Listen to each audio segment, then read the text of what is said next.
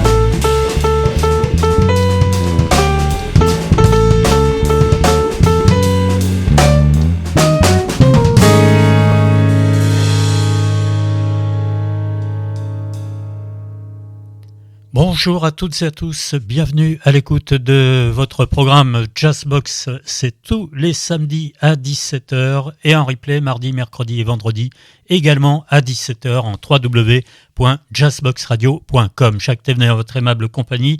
Aujourd'hui, nous invitons José Fallo, bassiste, et on va parler de son nouvel album, le 5e. On vient d'entendre le premier titre qui ouvre la marche Psychologie de José Fallo chez Plaza Mayor Company Limited.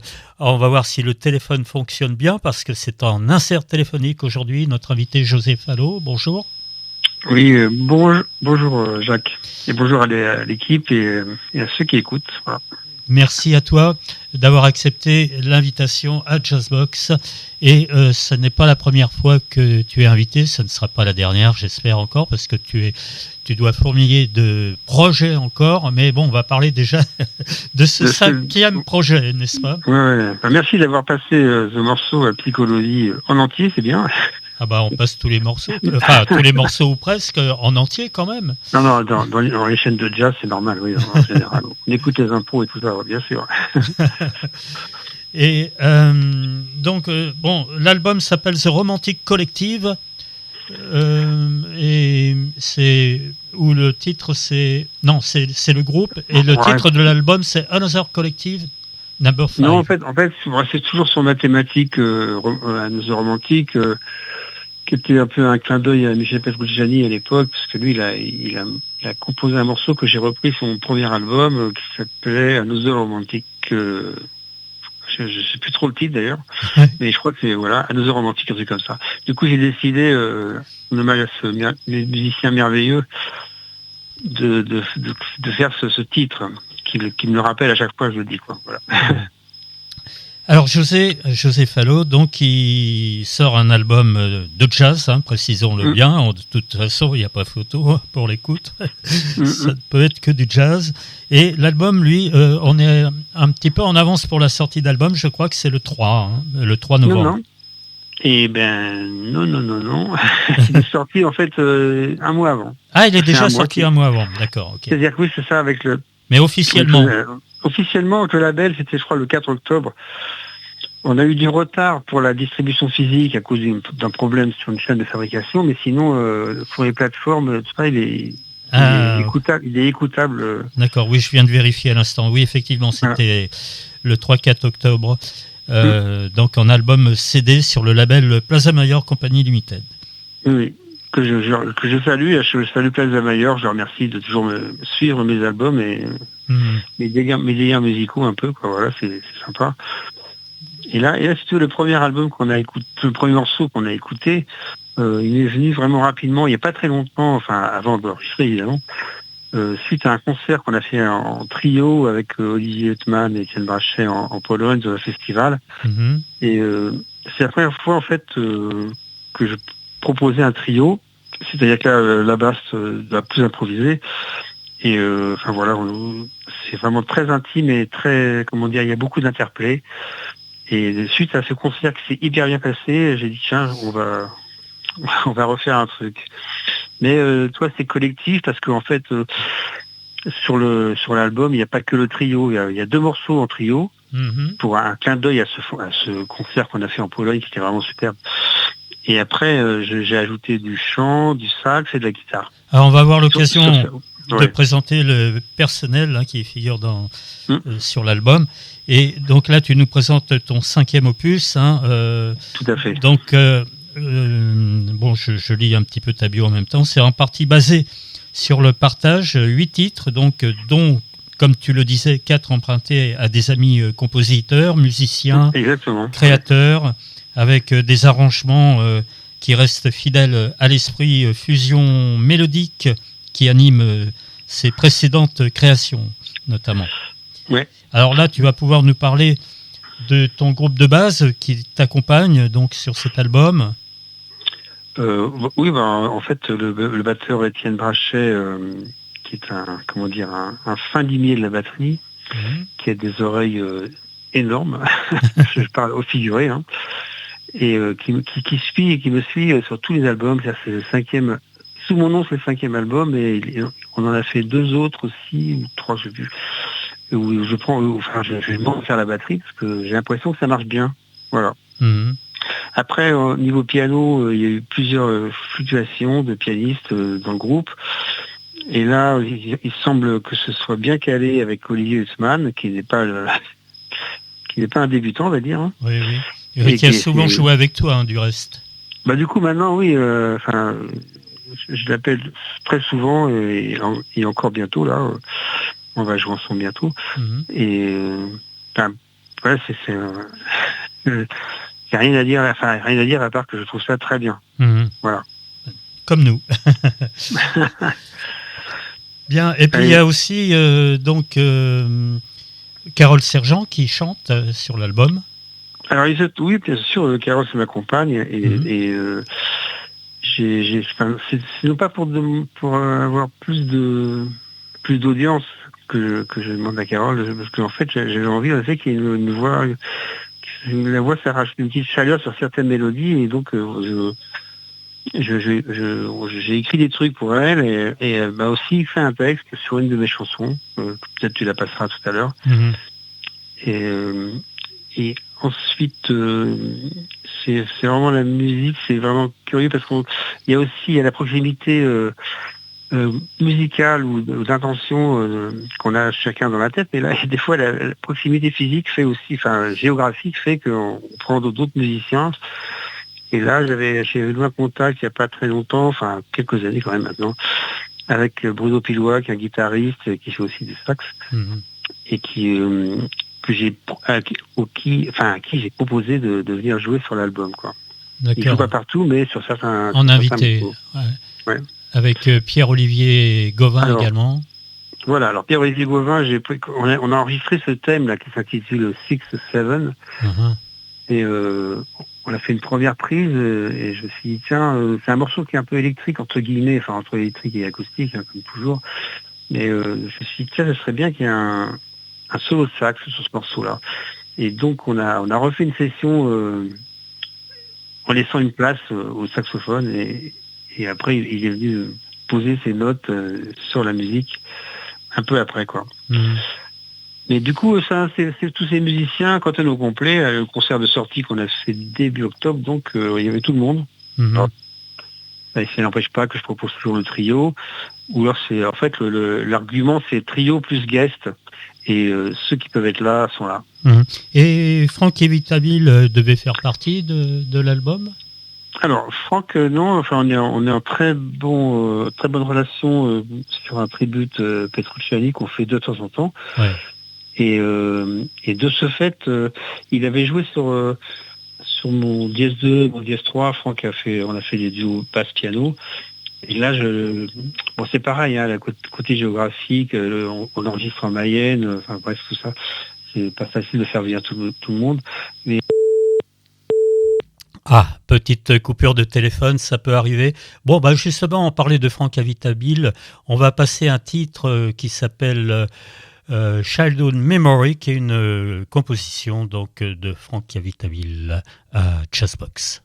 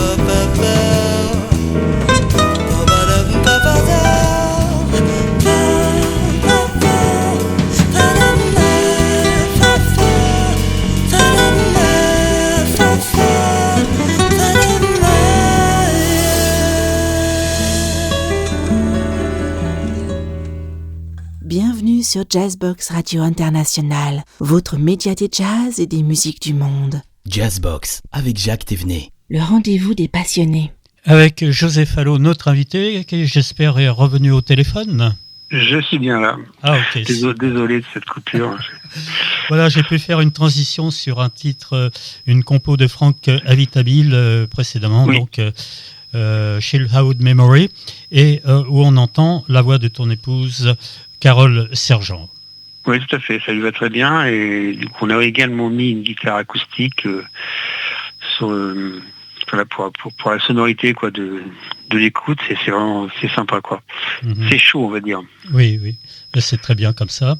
Et alors, donc forcément, Carole Sergent t'accompagne partout dans tous les concerts, notamment pour défendre cet album-là. Et... Oui, globalement, le dernier concert qu'on a fait, c'était il n'y a pas très longtemps, c'était en Allemagne. Là, on était en quintette. Il y avait le sax et la voix, en plus du trio. Ouais. Tout le monde au grand complet, donc.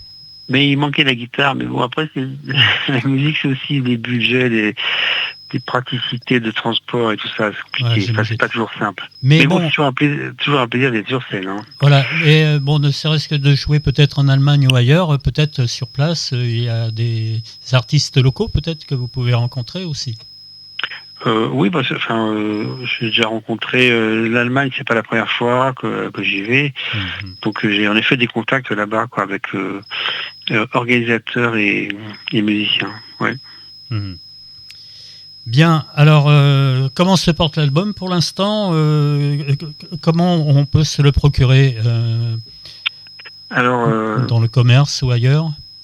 Dans le commerce, c'est Inouï Distribution. J'ai été voir sur leur site, en effet, il est disponible. D'accord. Après, je parle physiquement. Hein. Après, physiquement, faut me contacter par Facebook pour le recevoir par courrier. Mmh. Et sinon, on peut l'écouter sur toutes les plateformes qui existent, dont je ne maîtrise pas tous les noms d'ailleurs, parce que quand j'ai vu le fan links de Jacques Dejean, du label, j'étais impressionné, quoi. Il y a peut-être au moins 10 ou 11 plateformes sur lesquelles on peut écouter l'album, quoi. D'accord, donc sur plazamayorcompagnie.com, hein, je crois. Alors sur Plaza aussi, on peut également l'acheter physiquement sur Plaza Mayor aussi, oui. Voilà. Très bien. Après, si tu veux, par rapport à ce que tu me dis sur comment il est accueilli, le peu de retours que j'ai pour l'instant, parce que ça ne fait que débuter, j'aurais quelques retours déjà, et ce qui me plaît, c'est que les gens disent on aime bien la musique originale. Mm-hmm. Donc c'est-à-dire que moi je m'attache à ça de temps. Enfin là, ce thème-là, sur cet album-là, il n'y a pas de standard ou de reprise de trucs. Enfin, oui, j'ai pris un truc de Eric Lévy en basse solo. Et sinon après, j'ai pris une composition de Bruno Pilois, le fameux guitariste là, qui est sur l'album, avec lequel on a fait un album aussi d'ailleurs avec pratiquement la même équipe. Hein. Mm-hmm. Et quoi d'autre? Il y a une de Franck. Après, on peut reparler d'Olivier Wittmann, auquel j'ai emprunté également une composition. Mm-hmm. Et un blues vraiment un peu, pas râpeux, mais un peu, comment dire, ça y va, quoi. C'est la formule trio que j'aime, quoi. Alors, c'est le titre Max Axe. Max Axe. Max Axe. Ouais, c'est ça, voilà. D'accord, qui est de Olivier Wittmann. Qui arrange les titres sur l'album? Alors, globalement, moi, je viens avec une idée. Ouais. Et puis, suivant le jouage, comme on dit, on va peut-être changer des choses. Et par exemple, le morceau de Franck, là, j'étais rentré en studio avec une idée, et il en est sorti une autre à force de jouer avec tout le monde. Voilà. Donc ça peut arriver. Et là, pour Max Axe, Olivier avait c'est un morceau qui se joue habituellement. Lui, il a déjà joué il y a très longtemps, mais c'est un ternaire. Et là, on l'a fait binaire, quoi. Très bien. Bon, écoute, je suggère que nous l'écoutions avec plaisir. Ok. D'accord.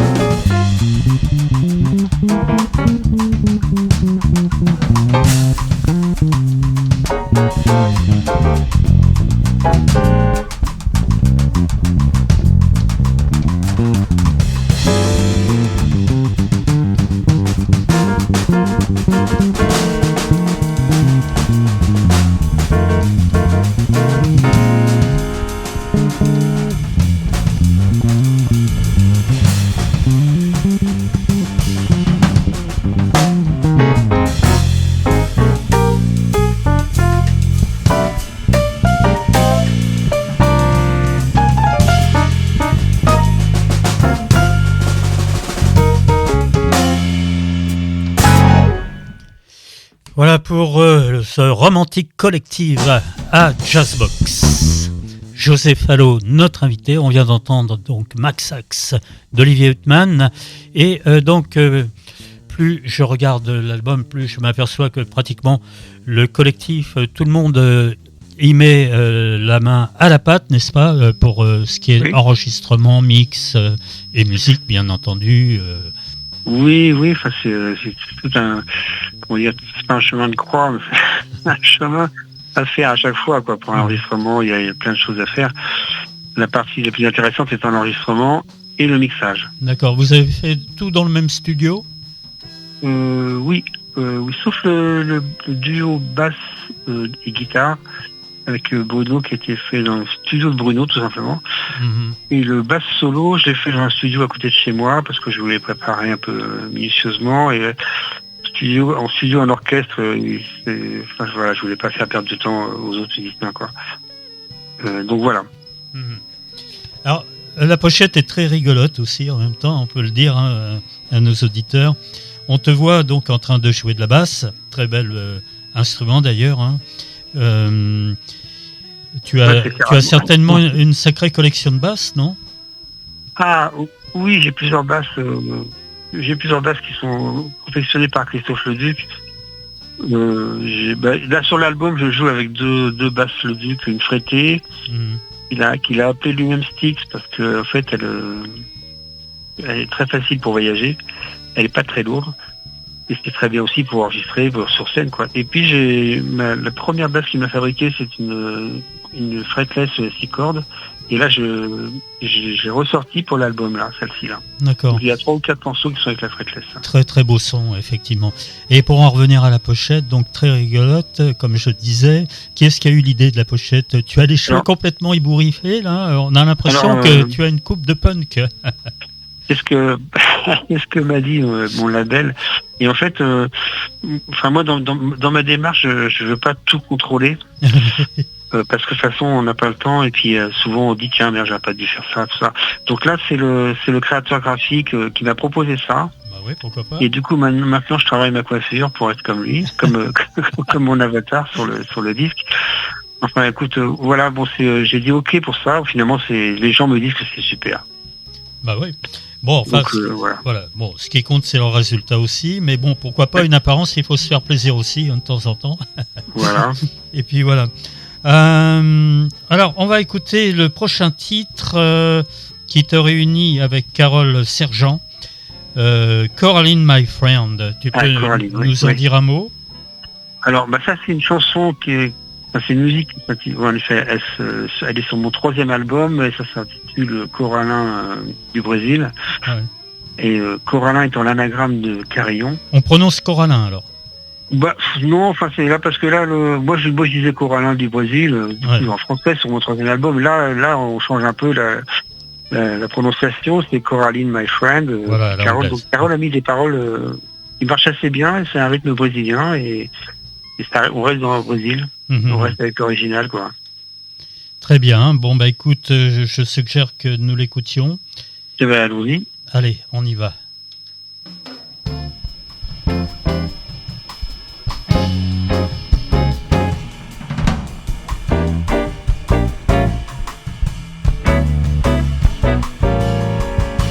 Please come with me in a land of thousand wonders. You got plenty for your ride, slow but sure. You will fall in love with this country, and the people welcome you, such as your families and friends. Oh yeah, you will be loved. You will be at home after all. You will find your place definitely. You'll never want to come back again. No, you won't. Please come with me in the land of thousand women. You got plenty for your ride, slow but sure. You'll fall in love.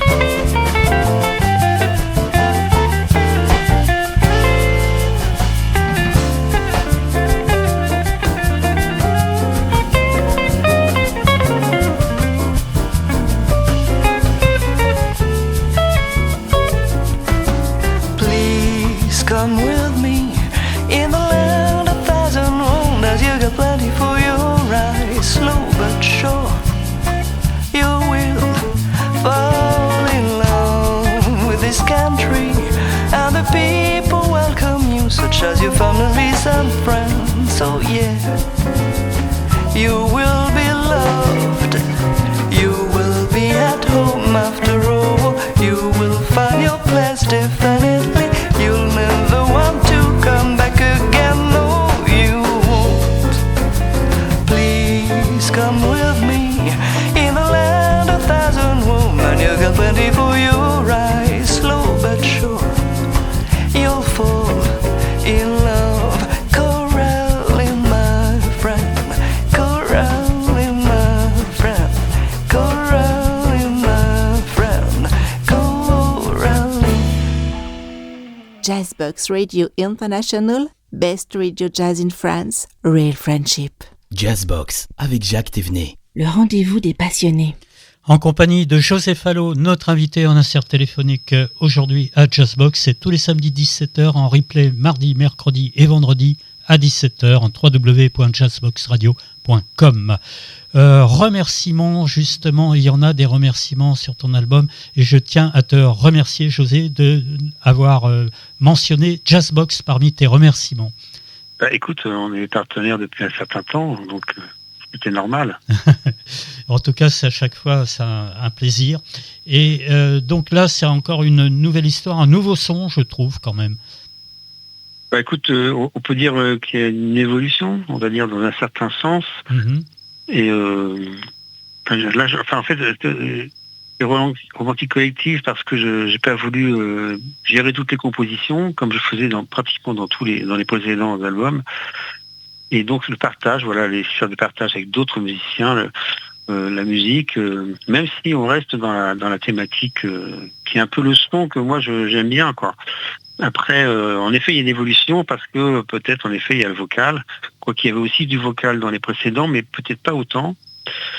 Et puis, voilà, je sais pas. On est tous en progression dans nos instruments. Je sais pas, voilà.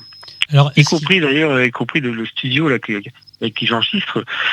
C'est pareil, il y a une complicité qui s'installe avec un son, avec le Serge qui fait le mastering et tout ça. Enfin, c'est une équipe qui marche bien. Mm-hmm. Enfin, pour moi, après, on verra ce que ça donne au long terme. Mais, ce sont eux les plus attentifs dans la musique, dans ce qu'ils vont ensuite reproduire, qu'en fait. Hein. Il faut qu'ils comprennent un petit peu votre démarche, quelque part. Exactement. Ouais. Mm. Et c'est vraiment une histoire de... Ça, c'est une équipe, quoi. C'est pas... On n'est pas des machines. Hein. Moi, en fait, mon petit discours contre les machines qui font de la musique. Mm-hmm. Mais bon, voilà, on est là, on arrive. J'avais l'idée de son sur un morceau. Finalement, il est sorti un autre son parce qu'il y a de l'humain qui arrive. Et puis voilà, c'est très bien. Mm-hmm. Bon, bah c'est cool. Et donc ça fait partie de l'évolution de ta musique, quoi, enfin, puis du romantique collectif, hein, bien sûr, qui t'accompagne à chaque fois. Et est-ce que tu gardes un meilleur souvenir d'un endroit que d'un autre, par exemple, enfin, qui a permis justement à faire évoluer votre musique? Et est-ce que tu ne renies pas tes origines, les premiers temps où tu avais commencé à faire la musique? Est-ce que tout ça, ça fait partie de ton expérience, en fait? En fait, je ne sais pas comment dire, il faut d'abord avoir une envie de se lancer dans le truc. Enfin, on peut très bien être musicien de jazz, faire les clubs et puis les standards. Mm-hmm. Chose que je ne sais pas trop, mais que voilà, il m'arrive de le faire. Hein. Si on m'appelle pour ça, je peux le faire. Mais sinon, on avance sur notre musique vraiment dans les concerts. Mm. Et là, récemment, on fait des progrès tout le temps. Hein. Récemment, on a été joué. Alors, la dernière fois, c'était en Allemagne. Avant, on était en Italie. Et avant, c'était en Pologne. Après, enfin, voilà, il y a eu toute une démarche à chaque fois. Et moi, j'adore en fait aller à l'étranger pour jouer la musique. J'ai l'impression qu'il y a moins de barrières. Mm-hmm.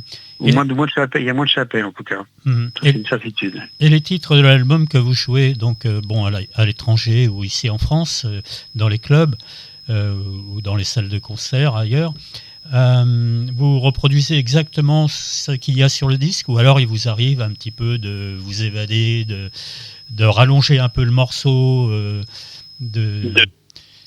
Oui, alors, de ce côté-là, en effet, un morceau sur un disque, il vit comme ça, avec cette formule-là, avec la forme qu'il a sur l'album. Mais évidemment, on modifie la structure pour la scène, souvent, parce que si on est 3, il y a un peu moins de chorus, si on est 4, un peu plus, etc. Ouais. Et puis, non, voilà, c'est une évolution normale d'un morceau, quoi. Qui change par rapport à l'album, il change un peu, même si les mélodies restent là. Moi, j'attache une grande importance aux mélodies. Je pense que depuis, sur mes 5 albums, j'ai une bonne tripotée de mélodies qui traînent. Et de temps en temps, je reprends une ancienne mélodie, en effet, que j'avais créée sur un autre album. Ouais. Alors, à propos de concerts, vous jouez prochainement ?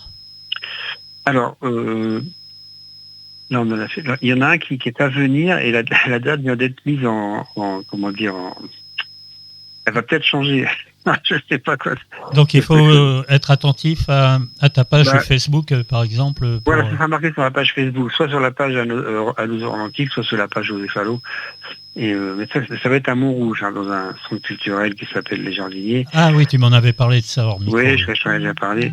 Et donc là, normalement c'est le 28 novembre, mais à confirmer. Il s'avère que ça peut changer, quoi. À confirmer, donc. Voilà. Bon, tu nous en informeras, et puis sur nos pages Facebook, on relira l'annonce, la date. Oui, je mets toujours un événement en ligne, quoi. Après, sinon, j'ai d'autres concerts, notamment avec Carole, Sergio et Franck Avitabil en trio. Ouais. Là, évidemment, c'est la période des fêtes qui arrive, et on a monté un répertoire jazz Christmas Song qui a déjà marché l'an dernier. Et on s'amuse avec ça. Et puis, moi, je suis en train de relancer la prospection pour Allousa Romantique, évidemment. Et voilà. Je ne sais pas quoi dire d'autre. Sur les projets, j'ai 3 albums en production, en projet. Je ne vais pas dire ce que c'est pour l'instant. Et je cherche toujours le déplacement à l'étranger. Il y a des choses qui viennent, peut-être encore Allemagne et Italie, mais c'est encore à définir. Je m'occupe aussi d'une petite programmation sur le Chênay, mais vraiment petite. Et j'ai une activité avec des musiciens amateurs, qui est aussi enrichissant. C'est également très enrichissant.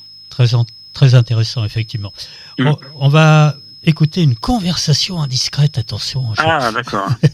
C'est de Bruno Pilois. Ouais, c'est le fameux guitariste qui est voilà, très bien. Qui est sur l'album de José Fallot, The Romantic Collective. Ouais.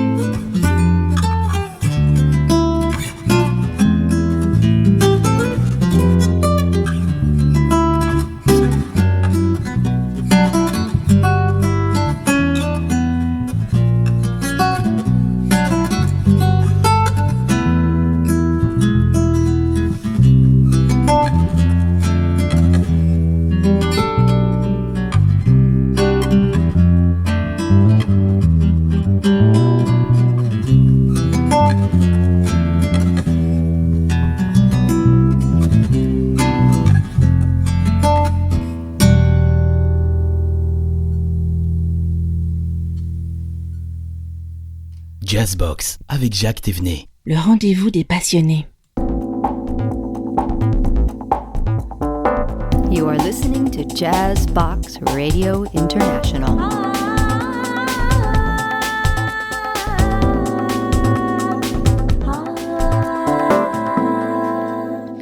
Avec Joseph Allo, notre invité en insert téléphonique à Jazzbox. Oui. Rendez-vous donc, c'est tous les samedis à 17h et en replay mardi, mercredi et vendredi à 17h en www.jazzboxradio.com. Bien, donc oui, alors par rapport à cette conversation indiscrète, sans vouloir être indiscret, José, qu'y avait-il d'indiscret dans cette conversation? Ben, normalement, elle est complètement indiscrète. Hein. Non, parce que c'est plutôt le côté intimiste qui est intéressant. Après, l'indiscrétion, voilà, peut-être, je sais pas, le dialogue basse et guitare. Moi, c'est quelque chose qui me touche beaucoup. Et c'est pour ça que j'ai repris ce morceau-là dans l'album, d'ailleurs. Hein. Mm-hmm. Et l'original existe dans un autre album de Bruno Piloire, d'ailleurs, qui est sorti d'ailleurs sur le même label, Plaza Mayor. Et aussi chez Inouï, à côté, pas loin du mien d'ailleurs, sur l'écran, quoi, quand on va sur les sites. D'accord. En fait, c'est quelque chose, enfin, j'avais fait une première approche de basse et guitare duo, ouais. Un mini-concert que j'ai fait avec Sylvestre Planchet sur la chaîne Guitare, qu'on trouve sur le net, hein, sur YouTube, enfin, même sur ma chaîne YouTube, et sur ma chaîne YouTube, il y a vraiment beaucoup de choses. Et donc, il y a un duo basse-guitare, et moi, j'aime bien, finalement, ce mélange de cordes, quoi. Oui, ce côté intime, intimiste, très sympa, quoi, très cool. Hein. Et finalement, c'est peut-être discret. Mmh. Mais en même temps, qui attise l'écoute, quoi. Hein, on a envie de savoir, quoi. On en veut peut-être plus maintenant.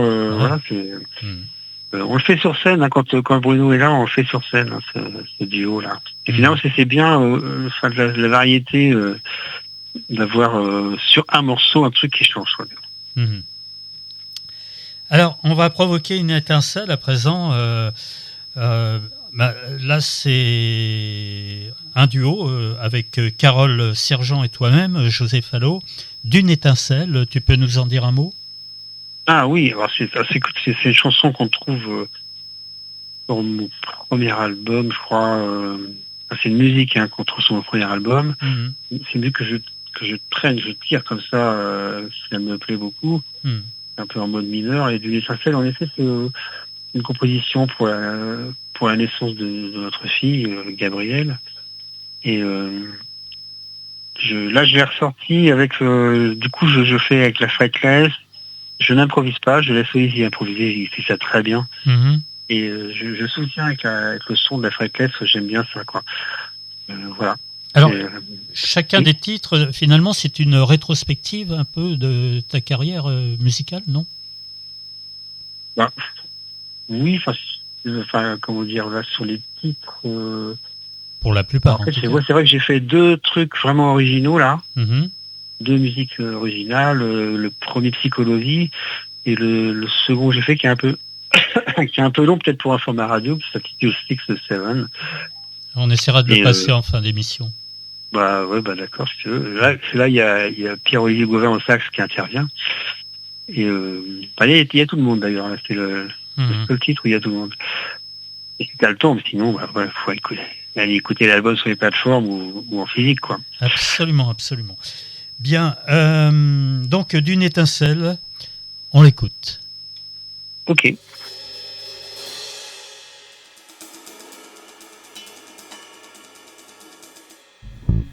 Fa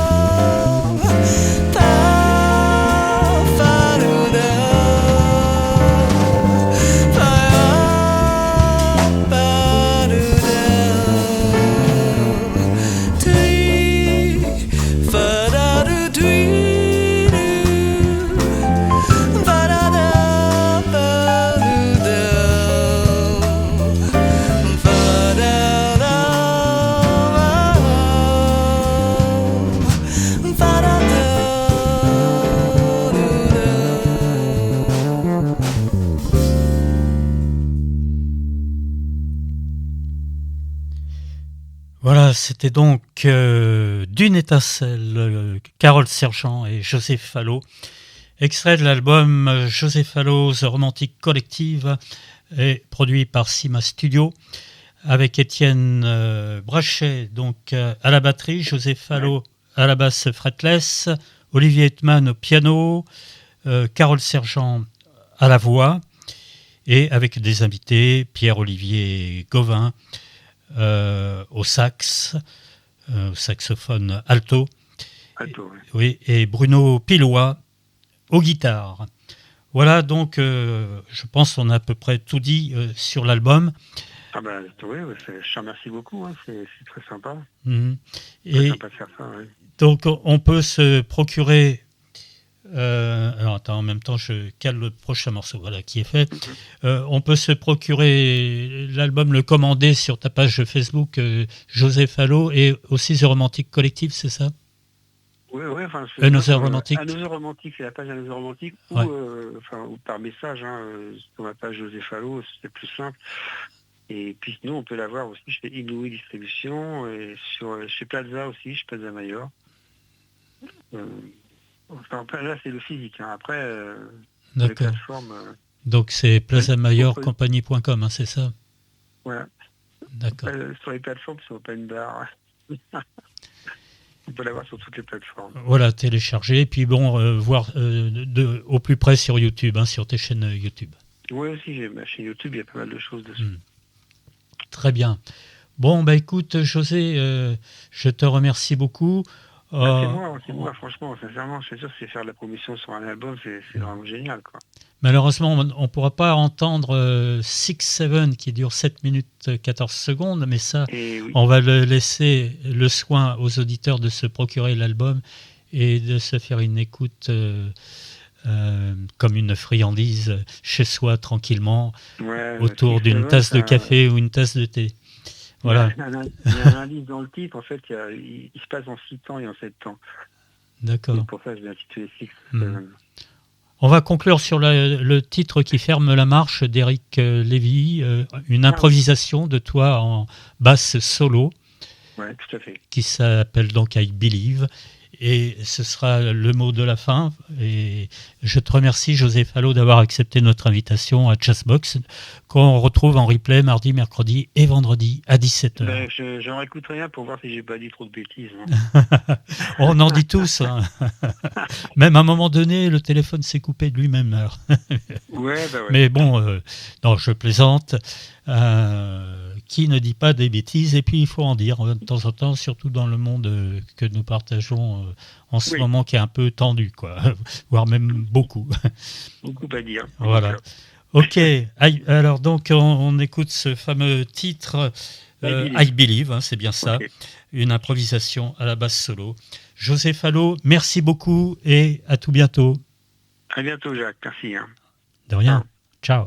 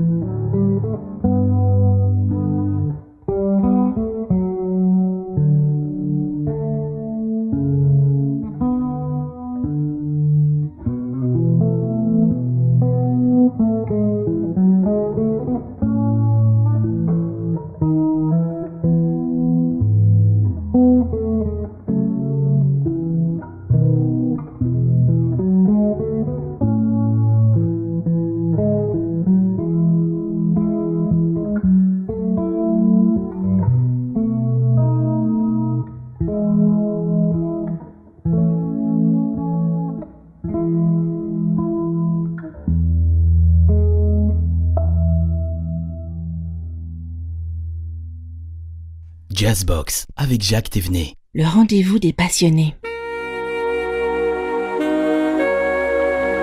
Vous êtes à l'écoute de Jazzbox Radio International.